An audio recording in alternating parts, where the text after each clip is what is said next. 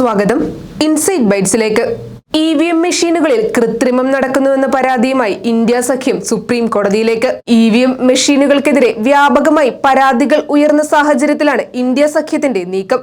EVM മെഷീനുകൾ ഉപയോഗിച്ച് നടത്തിയ തെരഞ്ഞെടുപ്പുകൾ ഏറെയും സംശയത്തിന്റെ നിഴലിൽ നിൽക്കുകയാണ്. അവസാനമായി നടന്ന ഹരിയാന, മഹാരാഷ്ട്ര തെരഞ്ഞെടുപ്പുകളിൽ വോട്ടിംഗ് മെഷീനുകളിൽ കൃത്രിമം നടന്നതായി ഇന്ത്യ സഖ്യം ആരോപിച്ചിരുന്നു. ഈ സാഹചര്യത്തിലാണ് NCP നേതാവ് ശരത് പവാറും ഡൽഹി മുൻ മുഖ്യമന്ത്രി അരവിന്ദ് കെജ്രിവാളും മുതിർന്ന കോൺഗ്രസ് നേതാക്കളും പ്രമുഖ അഭിഭാഷകൻ മനു അഭിഷേക് സിംഗ്വിയുമായി കഴിഞ്ഞ ദിവസം ചർച്ച നടത്തിയിരുന്നു. ഇതിന്റെ അടിസ്ഥാനത്തിലാണ് സുപ്രീം കോടതിയെ സമീപിക്കാൻ തീരുമാനിച്ചിരിക്കുന്നത്.